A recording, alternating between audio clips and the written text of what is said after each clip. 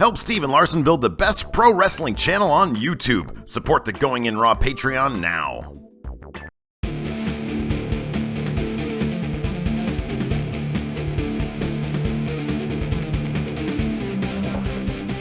Hey, friendo, Steve here. And Larson. And welcome back to Going In Raw. It's the best wrestling podcast on the internet, Larson. You can find us here on YouTube, here on the iTunes, here on Stitcher Radio. Is that what it's called? The Stitcher Radio app?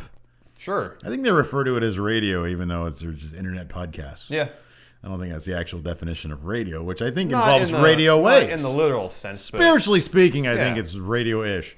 Anyways, Larson, we're on the road to WrestleMania. We got to talk about the Patreon first, though. We have a Patreon. All right. Yeah, go ahead. Expand on that. Where we're trying to expand our little wrestling podcast here. Our into empire. A media conglomerate. Yeah, absolutely. On YouTube, at least. Patreon.com/Steven Larson. Yeah, there'll be a link in the description, too, right? The more you guys contribute, the more you guys get, the more we do. You can check out bonus episodes at a certain reward tier. You can watch our live stream at a certain reward tier. You can vote on the theme of Kayfabe Corner every week. That's right. This week, it was a unanimous vote for the theme of Kayfabe Corner, the Ultimate Wrestling Trivia Challenge. But first, of course, we've got Raw Cap. Larson, it's the go-home show for WrestleMania. Give it to me, Shane. Raw Cap. Your daddy's bitch. Larson, we opened up Raw this week. Okay, first of all, I like to give general impressions of the show. I don't know if it's because I'm becoming soft physically and mentally and emotionally, but I was entertained by Raw. You thought it was boring. Well, the first segment was really good between Shane and The Undertaker. Yeah. And so it raised my expectations. I thought, everybody's gonna bring their A game this week to really sell WrestleMania. Yeah. But they weren't really to sell anything because they're giving away for free. After that opening segment, we'll talk about it. Listen. No, I mean, as always, by and large, but there was a couple high points. Okay, here's the thing. Number one, I was really, really not happy with Shane doing that because I felt that was a spot that we really needed at WrestleMania. Because that was number one. Okay, here's the thing. So Shane and Taker, Taker takes 18 minutes to get to the ring, right?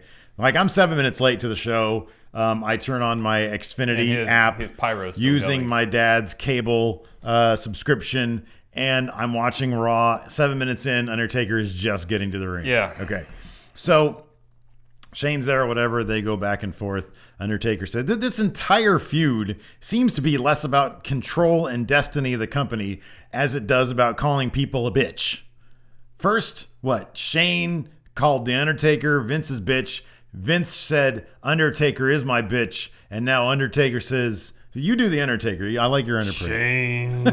He said, ever since you were born. Ever since you were born. Long pause. You've been your daddy's bitch. That's pretty much what it was, right? That's exactly what it was, yeah. You've been your daddy's bitch. See, you do a better Undertaker, but I really like doing the Undertaker. Yeah. Because I give more of an accent than you do. You sound like the preacher from Deadwood. I'm that, or I'm like a little bit of Jim James from My Morning Jacket. Yeah, a little bit. You're your daddy's bitch. Yeah, you're not gruff enough. Yeah, exactly.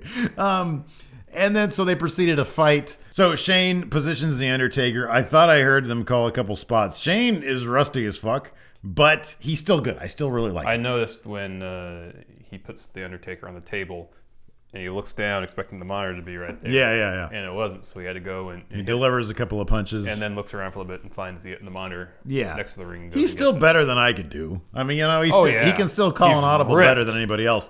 And I was about to say that. So It was after the elbow. It was after the elbow. So he drops this massive elbow from the far turnbuckle. Not the far turnbuckle, but further away than the closest one. Yes.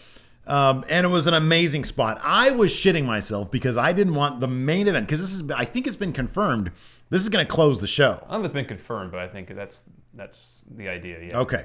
I wouldn't be surprised if it closed the show. There's been some mumblings that it has been. Who knows if it will be. Especially given the events of Roman Reigns last night. Yeah. That really should close, the Undertaker match should close the show. Plus, it's for the direction of the company. Shane drops a huge elbow in the Undertaker. I'm freaking out because I'm like, oh my God, he's going to hurt himself, and that's going to jeopardize the entire card. But he doesn't. He gets up, and at one point, just to sort of adjust himself, he lifts up his shirt real quick, and it's like steel abs. Yeah. It is like insane metal, rugged steel abs. If you notice, as he was walking out, like every time his pants would adhere closely to his leg, you could see his muscles. Oh, his leg muscles. I thought you were going to say you could see his dingus. I didn't notice. And it's like powerful and throbbing. I don't know. It could be. I don't know. I didn't notice. I did. And was it? Very erotic. Okay. No, I didn't. I'm fucking with you. Shane is in amazing shape. Yeah. Like I didn't really realize when he first came out because he had like a suit on or something. Yeah. But like when he was wearing like a shirt, oh my God, he's in ungodly shape. So good for him. Yes. He drew and he was fine. He got up. I was like, okay, wow. Well, he was selling the spot, obviously. He limped He limped that a little bit. Yeah, but he was fine. Yeah. So that was crazy. That was awesome. I'm really looking. I think Hell in the Cell that honestly did sell Hell in the Cell a lot more for me. Mm-hmm. I think we're gonna see some crazy. I really think we're gonna see some crazy shit. Yeah, they don't let the main roster do that. Shit he did last night. They don't let them do that. I know. That's insane. Anyways, let's see here. And then like you said. Yeah, that was the high point of the show. That was definitely the high point of the show. And I think that should have closed out the show. Oh, yeah. That should have closed out the show. Because what we got to close out the show was horrible. Yes. Not as horrible as what closed out the going home. Well. Oh, no. Yeah. No, it was. Okay, dude. Okay, I'll say this. I tweeted this out. No, I saw, and that's what I said, as weak as the go home was for this WrestleMania, it is nowhere near as bad as Roman and Brock playing tug of war over the belt. That was the lasting image that we saw going to WrestleMania 31. Was them playing tug of war. That was that entire buildup was way worse than this. And this isn't great. This is not good. I wouldn't say the whole buildup. Because remember before WrestleMania last year, there was a storm back east. Yeah, it was a snowing episode, and there was one decent promo with Roman. Yeah, that promo that Heyman did on that snowing episode was fantastic. Yeah, I know, but one promo does not beget an entire... But that one promo instilled way more story and interest in last year's match than Triple H Reigns this year. I disagree with you on that one. I remember that being the one bright spot. And there has been one bright, like if you want to consider the entire buildup being from like the Royal Rumble. Wait a minute, Roman lost the belt at Rumble. He gained it at, wasn't Survivor Series. No, he lost it. He got it Survivor Series. Lost it to Sheamus. Sheamus cashed in. Yeah. And then like a week later. Oh, on Raw. It was on Raw, yeah. From that point, there have been really good spots. Oh, yeah, I know. So I definitely... I'm just saying in terms of setting up the story for the match at WrestleMania in that road to WrestleMania, that encapsulated time frame. Yeah. I know. I mean, I hear what you're saying. Neither of them have been good. Neither of them have been good. We can definitely agree on that. But anyways, let's just go back to the results. Zack Ryder took on Chris Jericho. Beat Chris Jericho. Beat Chris. That's right. Beat Chris. Yeah, that's right. He beat him. I watched Hulu today. Like, I watched it last night, but then I rewatched it again today because I think I missed this match last night. That's right. He beat because AJ was out there talking his shit. AJ is doing decent work on the mic. Yeah, I know. I like him on the mic. I like that he came out with a baseball hat, too. I know. You know the funniest instance of wearing a baseball hat in wrestling ever was? It was on the Self-Destruction of the Ultimate Warrior DVD. And they were talking about when the Warrior came out in 1998. During one of his promos, he was wearing a Warrior hat, a baseball hat. And Bischoff was interviewed about it, and he was like, he comes out with a baseball hat. And it killed all the drama in the fucking arena. I love that. Fucking Warrior. And then they got the stupid Warrior Award. Zack Ryder beat Chris Jericho. Zack Ryder's been getting a lot of screen time lately. Like, he has a beard now. How is he in the Intercontinental Championship match? Granted, we know he's not going to win, but he's all over. He's on NXT, teaming with Mojo Rawley. He's on he's main eventing main event. He's seen his career has been renewed ever since he grew a beard. It's the power of the beard. It really is. Let's see here. AJ versus Jericho. That's been confirmed. I really like heel Jericho. Yeah. Any chance? Now listen, we're gonna do projections episode. Predictions episode. You, me, Dan. Oh, I was gonna tease it and say a familiar face to going in, Rob. You can just straight up say Dan. It's Dan. We're gonna do a predictions episode later this week. Yeah, probably Friday. Yeah, look for it Friday probably. Probably be audio only also, unless you come over here like early. And then we have him like a little tiny screen. I'll see what we can do about his little logo talking. I'll see what I can do about that. Let's see here. Is there any chance Jericho wins this thing, or do you want to hold off into the predictions? We'll hold off. But okay, I'll do both. We'll hold off, but I'll still say no. Okay, yeah, same here. But I think they've done a really good job building this. Yeah. This should be a good match. Yeah, absolutely.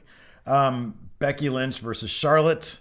Sasha Banks was hanging out during this match. Becky lost to Charlotte thanks to the machinations of Ric Flair. Yeah. So I'm really looking forward to this match. Yes. The triple threat match should be a lot of fun. They've done a really good job building this match. They have. Really excited about this one. Let's see here. It's hard to talk about all these leading up to WrestleMania without giving our thoughts on how the match at WrestleMania will. I know. So it's literally just a rundown of Raw. Well, that's okay. I mean, look, not a lot happened in these last couple of bits here. Not a lot really happened. Vince gave an interview saying, trying to really sell WrestleMania. Shane comes over to him, talks some shit. There's that. Social Outcast versus The Big Show and Kane. Has this been confirmed as something that's going to happen at WrestleMania? They're all on the Battle Royal. Oh, that's right. Was this when the big Battle Royal thing happened? Like, didn't a bunch of, like, everybody in the Battle Royal, like, came in and it was a big scrum? Yeah. Okay, I don't care. Well, it happened twice. 2 scrums. Is anybody that isn't Big Show or Kane going to win this thing? I would say the odds are on Kane. Do you think Big Show might? Unless Braun Strowman's in it. I would definitely think. I'm going to say he's not going to be in it. That's my big prediction for that. Because otherwise they would have teased something with that. No, I know. Let's see here. It's going to be weird to have WrestleMania and not see the Wyatts at all. Because Luke Harper is injured. I will guarantee we're going to see the Wyatts. No, that's true. That is a guarantee. They are going to interfere. They're going to. My prediction is going to be. I don't give a shit. I'll do predictions. They're going to do something big during. I hope they don't fuck too much with. I hope they don't fuck with the outcome of the Lesnar Brock match. Like, you mean the Lesnar Ambrose? Lesnar. I'm sorry. Brock's fighting himself. Yeah, he is. His inner demons. During the Brock Ambrose match. I would much rather them get involved in the main event or in the world title fight. Let's see here. Stephanie and Triple H came down and delivered, oh my God, the most boring promo. I am so tired of them delivering promos. Almost the exact same promo they did, if not a week ago, the week before that. Man, it's the exact same promo they've been doing forever. I swear to God, well, let me ask you something. Instead of getting 20 minutes of the Authority talking every week, and here's the thing, Stephanie can cut a great promo. Triple H can cut a great promo. It's just the same story every single week. I think what they're trying to do is they realize they can't say anything that'll put Roman over.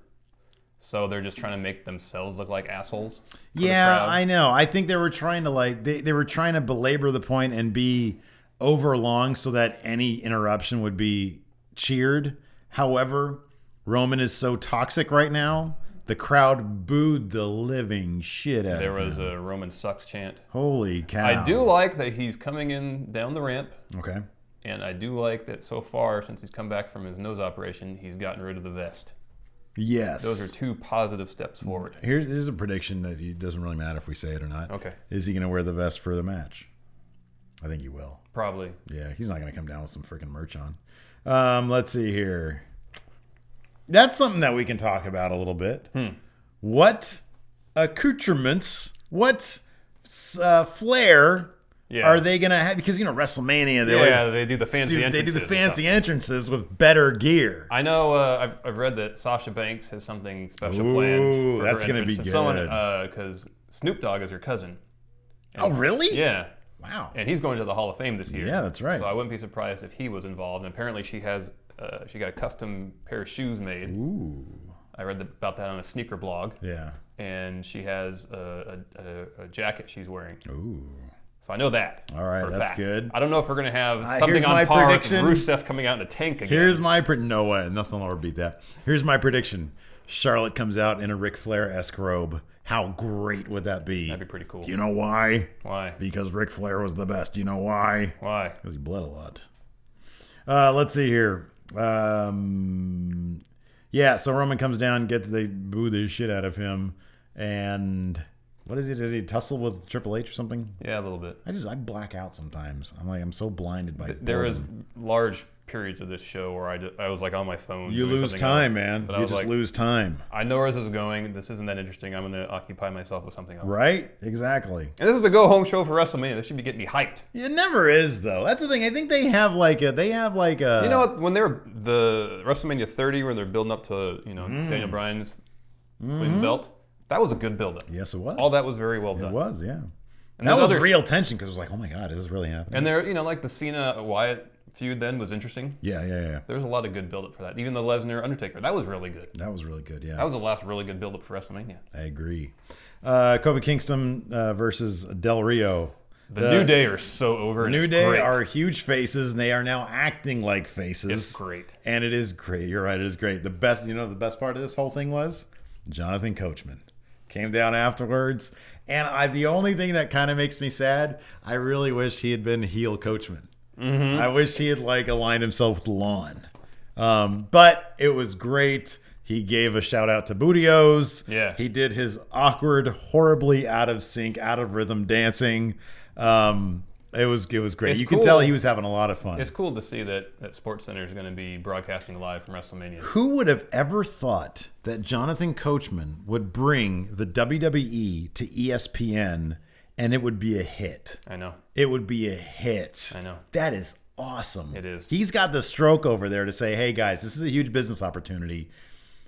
It's not sports, but it's sports-based entertainment. It's not sport, but it's athletic. Yeah, exactly. Yeah. And it's worth covering. I think it's fantastic, and I love it. I love Coach. Yeah, me too. Let's see here. Roman interview. We were talking about this before. This was so... Okay, so this was my thing. You come in here today, and you're like, boy, Raw was a crap show last night. I was like, you know what? Yeah, but there were so many unintentionally hilarious moments. And this was prime. It was prime. Okay, so Roman's doing an interview with Renee Young, and then Bubba Ray Dudley, he's off he's a good 20 feet away off camera. Boo! He starts basically booing Roman from afar. Boo! Right? And he's like, hey, yeah. And so he starts shit talking. Well, we're gonna finish what we started last week on SmackDown. Right? Exactly. So it's an obvious trap because Roman is walking towards him slowly. Bubba Ray is backing up, and then Devon comes into frame. As if Roman couldn't see him in his periphery, Bubba Ray starts saying, "Oh, what now?" Just because he knows we've seen him for the first time, it makes total sense that Roman would have seen him before we did and was totally aware that he was there. But then he makes it look like, oh, look at that. And then he says, now you got yourself in a predicament, don't you? He's full-on Biff Tannen. I know. He is total Biff Tannen at this moment, right?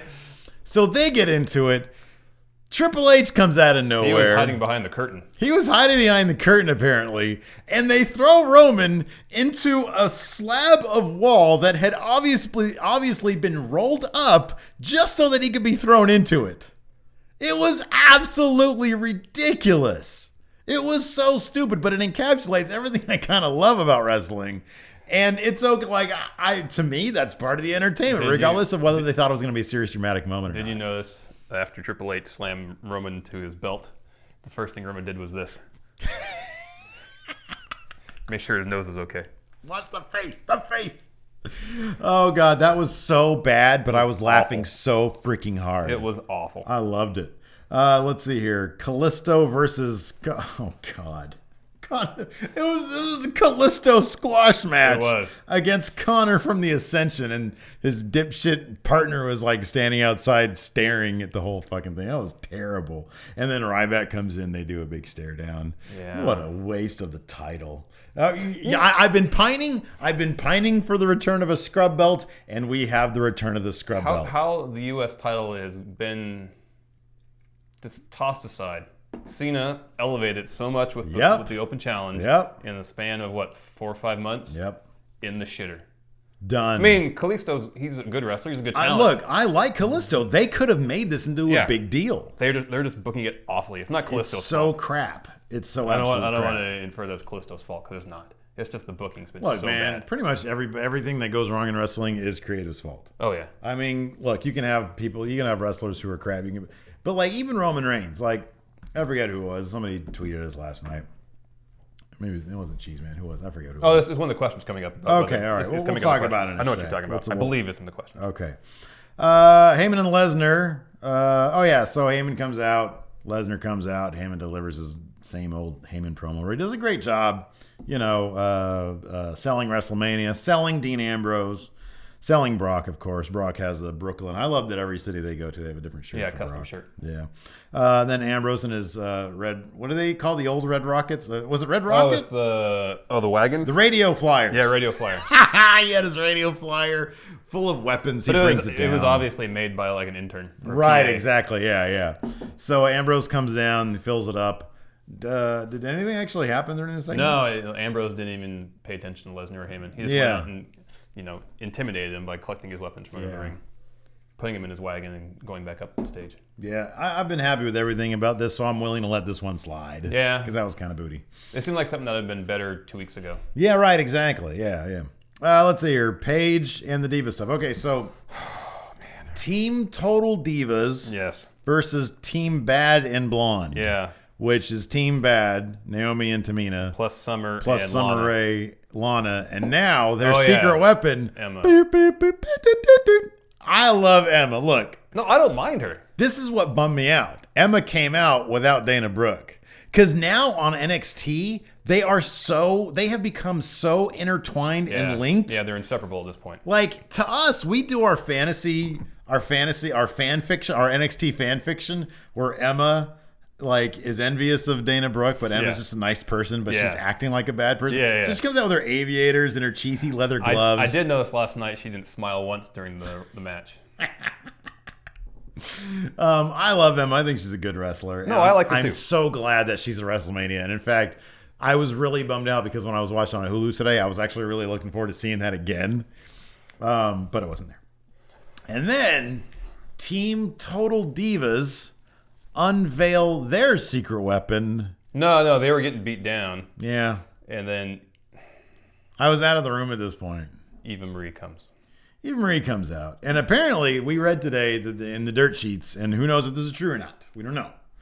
But allegedly, the folks at WWE, understanding that she gets booed out of every fucking match she's in NXT, and the crowd literally chants, "You can't wrestle." X-Pac heat. That's what she has. X-Pac heat. Go away heat. JBL heat. League of Nations heat. She comes out and they expected her to be cheered for some reason. I don't get that at all. I don't get that. Don't understand. So apparently she has a spot now at WrestleMania. This has to be. It's pre-show, yeah. Has to be a pre-show match. Apparently the pre-show is Dudley's and Usos, that, the Battle Royal, and maybe the U.S. title match. Yeah. Okay. Which, if there's a championship belt, it should be defended at WrestleMania on the actual card, not on the pre-show. Pre-show is going to be on USA Network, I think. I saw. Yeah. An hour of it is, at least. I don't know how long the whole pre-show is 3 hours long. Well, the pre-show starts at 3 p.m. Pacific time on USA. Yeah. But I don't know how long it goes till. Well, 4, because that's when WrestleMania starts. The actual WrestleMania starts at 4? Okay. Yeah. All right. Let's see here. The Golden Truth. Something happened with the Golden Truth? Yeah, they had a little backstage segment. Oh, okay. Shit, I missed that. That sucks. Was it funny? It's okay. Okay. There's a 6-man tag match between... Was that me? Was it just me, or was that a fucking clusterfuck? I kind of think that the show was running short, so they said, okay, you guys have to go long. And so they only, the producers and them only worked out X number of minutes a match. But once Stardust and Dolph got in there, it seemed like they botched 3 moves in a row. Oh, really? I didn't notice. Yeah, there was a small package thing that the kick out was all off. Timing was all off. Huh. That was weird. I mean, Kevin Owens was the lone highlight of that match because he was just... I think that's just sort of what I noticed was because I watched it last night, but I didn't watch. I watched it, but then I watched it again on Hulu. I didn't really notice the botches, but the crowd, it was a very distinct moment where the crowd lost interest. They were chanting "This is booty" during the match. Oh, okay, because Owens tweeted out last night about the crowd chanting. Yeah, okay, well, but there's a certain point, maybe 10 minutes into it, because it seemed like a really long match, 10, 12 minutes into it, where there was an abrupt commercial break, no lead up to it from the announcers, and when it came back, it started to pick up. So I was kind of wondering if they said, okay, you guys got to put in 25 minutes or 20 minutes, however long it was, instead of 10. Yeah, well, so live TV is a hell of a thing. Yeah. Let's see. I'm surprised they just didn't say, "Hey, Triple H, Stephanie, go out there earlier than usual and just talk for 20 more minutes." I know. Anyways, yeah. So to end the show, the Authority came out to finish what they had started at the second segment of the show, or whatever it was, or third segment of the show. Like the last thing I wanted to see was them come back out, talk some more. Roman comes out, the heels come out, the faces come out, and Triple H and Roman are opposite ends of the arena or whatever. Again, this was less laughable. Okay, Brock and Roman playing tug of war for the belt was laughable. Yeah. That was, oh my God, I can't even believe that I'm going to deal with WrestleMania this year. Yeah. This, I was like, okay, it is what it is. This feels like we're going to normal pay-per-view. But it's WrestleMania, and I know it's supposed to be much bigger than this. I will say last year, the tug of war was at least memorable. In such a bad... You know what? Okay, here's the thing. There are unintentionally hilarious moments. Yes. And then there are moments that are just... so that move beyond that into offensive. And that, to me, was offensive. I'm paying $9.99, and this is how you're supposed to be getting my money? The Brock and Roman didn't sell that moment very well last year either. How can you sell that moment? First, you can't be both holding it when it's this You're close. holding it like this. Like, you can't do that. Yeah. You got to actually be playing tug of war with it. So you want them to like get like maybe like a moat between them? Yeah, exactly. And then like one hold the end. Yeah. Okay, I got it. That's good. Yeah, I like that. Yeah. But then like Brock would win that easily. Though. Oh, That's the problem with that. Well, there's no problem with it. Brock should win it easily. Let's see here. We're gonna give you our NXT Takeover predictions according to the show notes. Is that right? Yeah, let's do that. All right. Let's see here. Apollo Crews versus the Drifter, my favorite. Oh my God, the Drifter is my favorite. And it's only because Corey Graves, who is my current favorite broadcaster, my favorite commentator guy. He's great. He's so good. He is so flippin' good. And like you said before, Elias is a heel. The Drifter is a heel. And Corey Graves, who's a heel commentator, runs him down in the most condescending, hilarious way. Oh my God, it's great. I'm going all in on the Drifter. I want the Drifter to be around as long as possible so that Corey Graves can continue his excellent work running him down week to week. So you're picking the Drifter to win.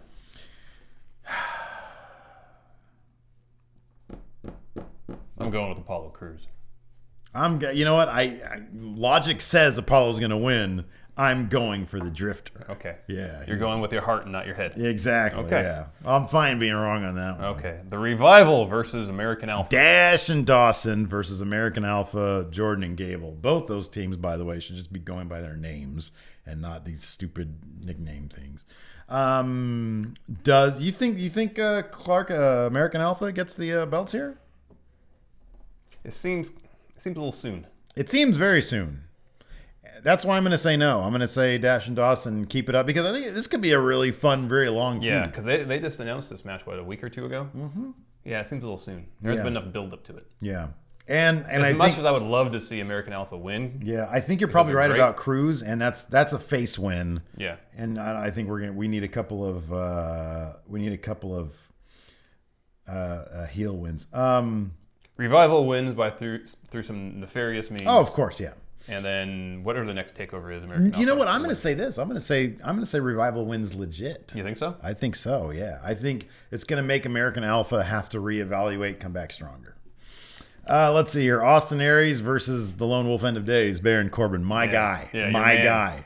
My dream stable right now is the Drifter, Baron Corbin, and Shinsuke Nakamura and Finn Balor. They're the new Bullet Club. Let's see here. Is there any chance Austin Aries wins this match? No way. I don't think so either. Did you see his interview? You went when Corbin beat him down? After, like the week after or something. Oh, no, they did like a satellite feed interview, but it wasn't. It was like Corey Graves and Tom Phillips gave their question, and then it was just like 5 minutes of Austin Aries talking with no like interaction. Yeah, Baron Corbin definitely wins this in my book. Yeah, he probably does. Yeah.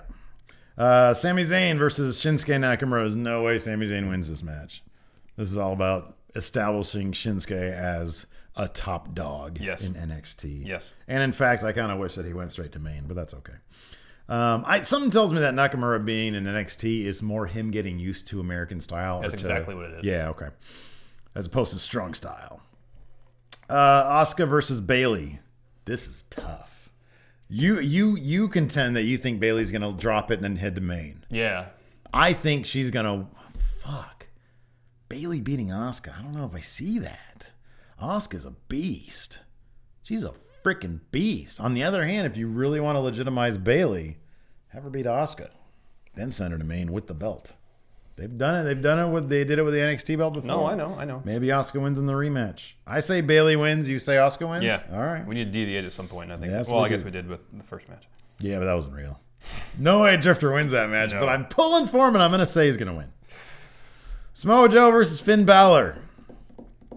I'm going to say Joe wins. Yeah, I'm going to say Joe wins too. I think this is the case where, like you said last week, and I agree with you, Finn going to Maine with the belt makes him look weaker than if he doesn't have the belt. He needs to be sort of a fresh entity. If he goes to Maine and debuts with Balor Club, Bulletproof Bullet Club guys, that's going to make much huger splash than it would if he just showed up with the belt. Right, exactly. Because there's a certain... I think, like, if you think about it, it's philosophically, it seems like there'd be a much bigger commitment. It's like, okay, now we're here, and I mean business, and I'm not going to dick around in the little leagues anymore. Yeah. So, yeah. There's our NXT predictions. Be sure to let us know what you guys think in the comments. If you're watching us on the YouTube, on the iTunes, maybe let us know what you think on the Twitter. We're at MF Steve here, at Joy of Bearding, and at Steven Larson. Yes. You want to answer some questions? Absolutely. Here we go. Alex Martosi. Yeah. If Shane wins at WrestleMania, does that mean Triple H and Steph quit immediately? So we'll have no main event. On Raw, they would be getting the... No, he's saying at WrestleMania. Oh! No, because that's going to be the last match. It's going to be the last match, Platinum Patriot. Will this year's WrestleMania have the dead man donning a new outfit, or will he stick with the tried and true look? I think he's been wearing kind of the same thing for the last couple of years, so my guess is it'll be that. When he came out and fought Brock last time, did he have the full-on... Because when he fought like Bray Wyatt, for example, he had a very demonic looking that's right. thing. So maybe that's his WrestleMania outfit. I think that'll be. I think yeah, that could be. Is it? But because this is a bit more fight based. This isn't as supernatural based. But still, granted, these may be his legacy. Yeah. But he still has the powers of the darkness. I agree. So I'm hoping that he has the full on regalia. Yeah. Yeah. Infrared Ruby 421. Is it possible Braun Strowman turns or gets kicked out of the Wyatt family? If so, how would you book it? No. I don't think it's possible. But I would always love to see... God, why was I thinking about this last night? I was thinking about this... I forget why. Maybe because I read this question. Was this 5 days ago? I don't know why I fucking thought about this. It's a YouTube question. But...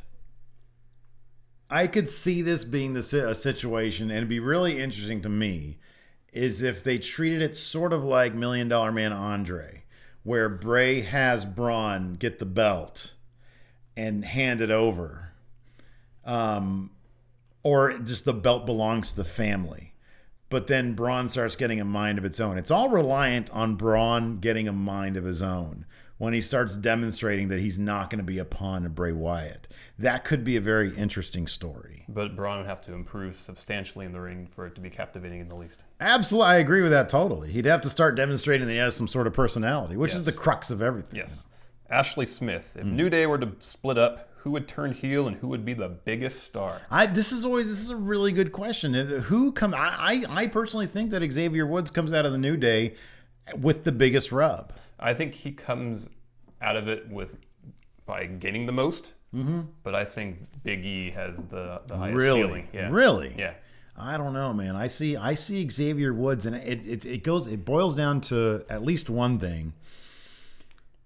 I forget where it was or who said it, but I think it was during the promotion of a video. Maybe it was 2K16, something like that. We received word that some marketing executives felt that Xavier Woods had the best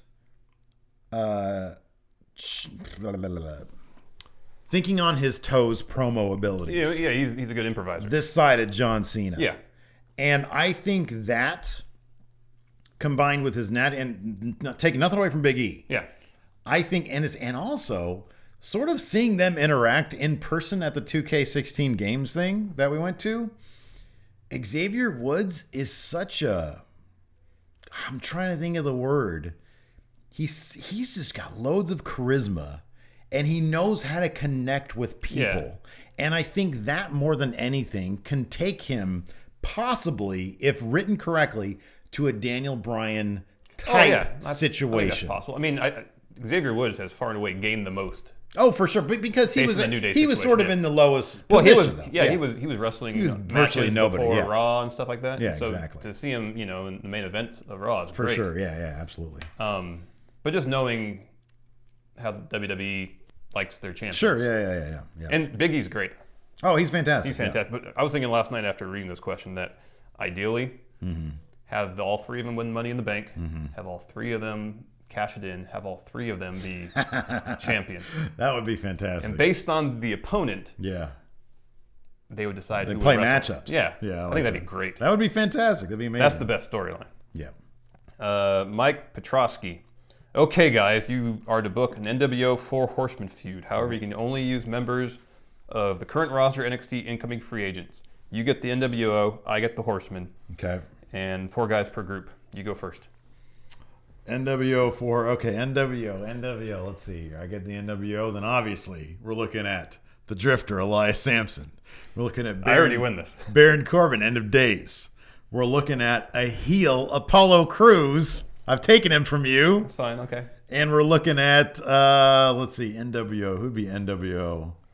And we're looking at, well, number one, we'd have, fuck it. We'll have Asuka. We're going to start pitting man versus woman in NXT. That's a hell of a stable. The leader of my 4 Horsemen is Seth Rollins. Okay, all right. Wait. NXT? Current roster / NXT. Anybody. All right, whatever. I'm all NXT.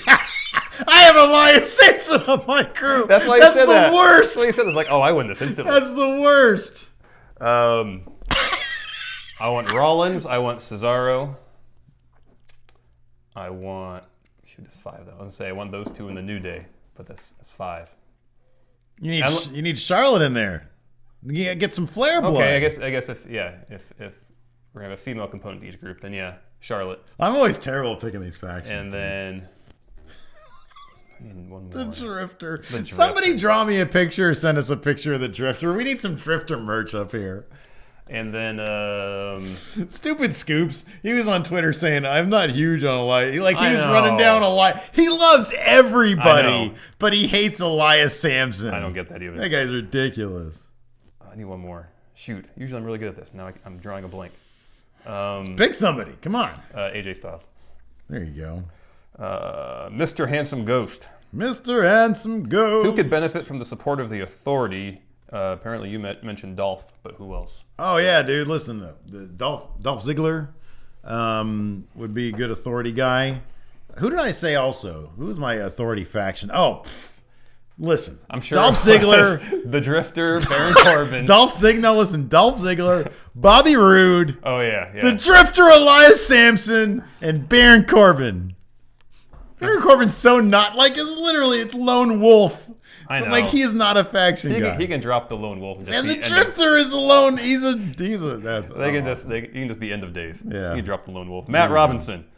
Is Roman really Here's to you, Matt Robinson. Is Roman really that bad, or is he hated because WWE tried to push him over Bryan? I don't think he is that hated. I think there's a knee-jerk reaction from the crowd when they feel like someone's being shoved down their throat. Here's the thing. It's the perfect storm of 3 different problems with Roman. Because when he's written properly, he's fine. He's very effective. When he's written as a silent badass who could have who has kind of a mean streak, kind of a violent streak, so he can be a really, really effective tweener. But the problem is, allegedly, the WWE wants somebody who's marketable, who's going to be the next Cena. Yeah. The next problem is Roman hasn't been Roman hasn't been around long enough in the Indies or any other ranks, because he's only been NXT and then here. Yeah.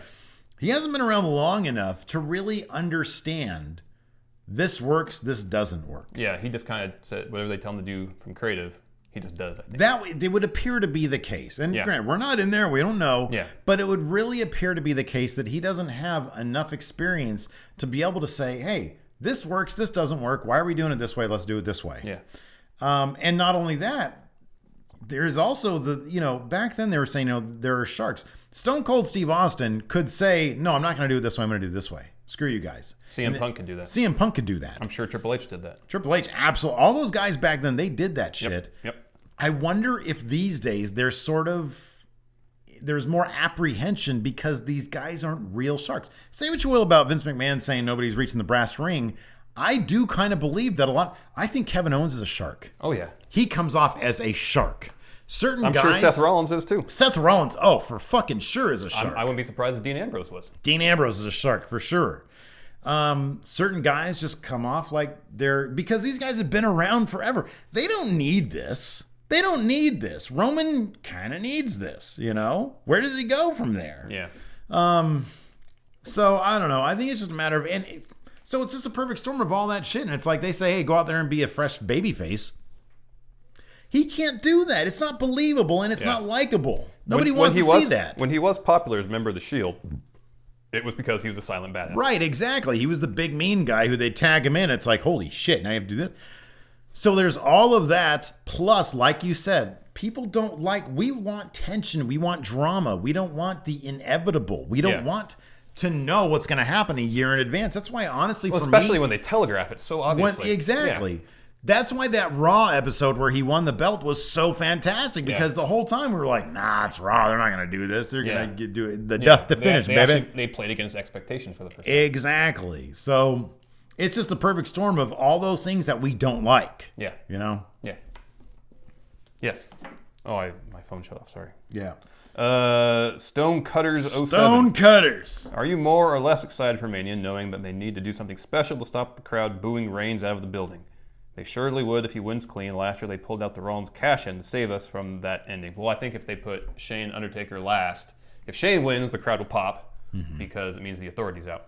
Yeah. If Taker wins, it's Taker winning at WrestleMania, the crowd will cheer. Look, no matter what, this is going to be a great match. Yeah. And this is going to leave everybody leaving the buildings very happy. Yeah. I mean, it's kind of sad that like the world title should be the big deal. It really should be. None of the belts really mean anything this year, with maybe the exception of the IC belt, because the tag belts aren't even being defended. Yeah. So yeah, in terms of the world title match, I don't think that that's not gonna keep people happy leaving the building because I don't think it's gonna be the last match. Yeah. Do you think it's gonna be the second to last, or do you think there'll be a match in between them? There's got to be a filler match between them. I don't know which one it's going to be.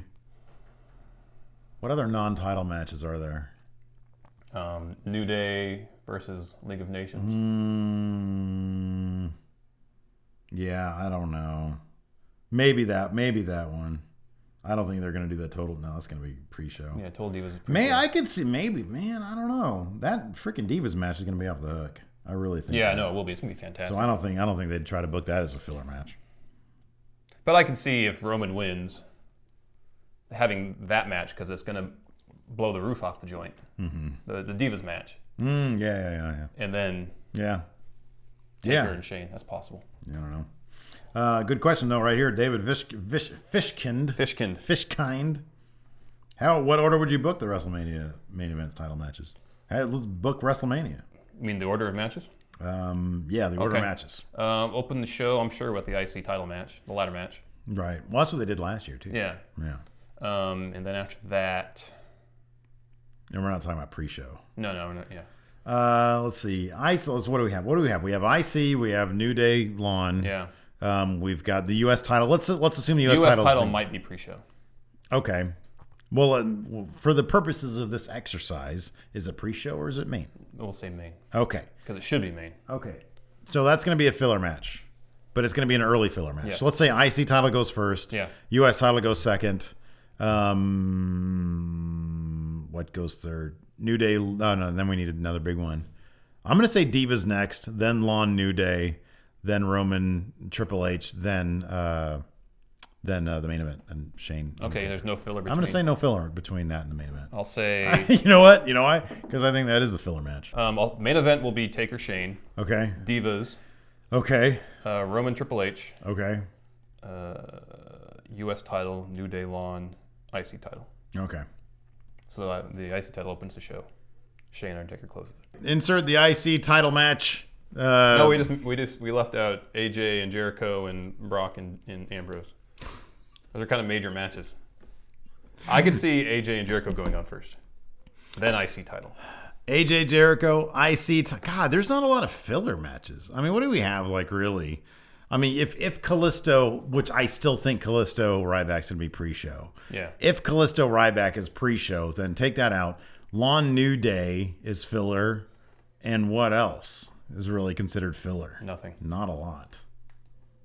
So. All right, Kayfabe Corner time. Kayfabe Corner, Larson, what is Kayfabe Corner? It's only the greatest pro wrestling trivia challenge there is. 12 names, 6 real, 6 fake, ideally. Most of the time. Maybe. I think in this case. Okay. Anyways, Larson, today I presented our lovely patrons with 2 options, as always. The $10 rewards and up. The $10 club voted unanimously, I believe. Last I checked, it was unanimous. It was Batman v Superman. You like the movie, right? Yeah, quite a bit. Yeah, I liked it too. It's funny. After like everybody eviscerated it, everybody I know who saw it afterwards was like, "Oh, it was a pretty fun movie." Yeah, it's a pretty fun movie. And like reading the critical, like what they had problems with, some of it I just don't get. Yeah. I don't get it. Yeah. Anyways. All right. So, anyways, in the spirit of Batman versus Superman, yes. I opted Batman or Superman. Yes. Themed yes. Kayfabe Corner. Now, Batman and Superman both have a very, very tenuous sort of link to the world of professional wrestling. Yes. All that I could really think of in terms of Superman was Superman 2. There was a professional wrestler who was the guy who beat up on Clark Kent. Yeah. At the Roadhouse or the Road Truck Cafe kind of thing. Yeah. At the beginning and then the end of the movie. The truck stop. The truck stop. Thank you. So I was going to go down that path, but everybody chose Batman. Yeah. And as you may or may not know, the only wrestler I could really think of that has a tie, I mean, maybe Arnold, but Bane. The guy who played Bane in Batman and Robin. And Robin, yeah. Was Jeep Swenson. All right? Yeah. He was a professional wrestler. Yeah. But I knew that name. Yeah. So that's not Jeep Swenson's not going to be the name, but I use Jeep Swenson as the starting point, the focal point, if you will. So this is more of a Jeep Swenson, sort of a Jeep Swenson themed. Okay. Yeah, exactly. Interesting. All right. I mean, that's what I could do. Okay. Are you ready? Sure. Number one. Jeep the Mercenary. Fake. Real, actually. It seemed kind of obvious, though. Number 2. 2. Jeep Truck. Fake. Very good. Big Ron Stud. I'm going to say real. It is real, actually. Number 4. Yeah. Mucho Mojo. Real. Fake. Yeah. Braun the Beast. Fake. Very good. The Ultimate Solution. Fake. Real. Interestingly, I can continue on. I'll tell you about this a little bit.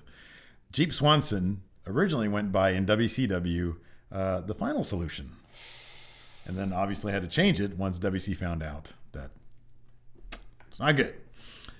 Next, Ugly Bear Harris. This is number 7, right? Yeah, something like that. Real. Very good. Red Piper. Real. Fake. The Mariner. Real. Very good. Jeep the Conqueror. Fake. Very good. Ooh, what are you at now? 6. Oh, my goodness gracious. George Broomfield. Real. Fake. The Master. Real. Very good.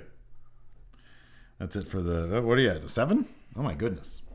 All right, Larson, time for 2 bonus questions. Cool. Okay. 2 bonus questions. Number 1, simply, is Jeep Swenson alive? I'm going to say yes. No! He died in 1997. Hulk Hogan attended his funeral.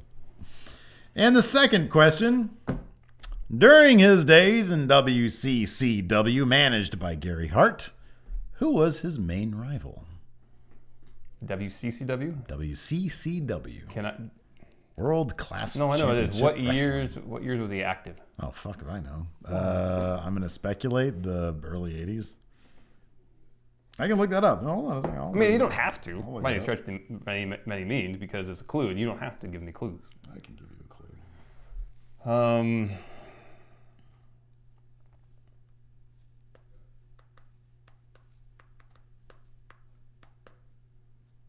Oh, WCCW. I got to think it's a Von Erich.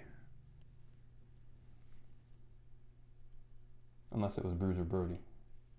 Because he was in WCCW for a while. He was in, it was 87 and 88. Okay.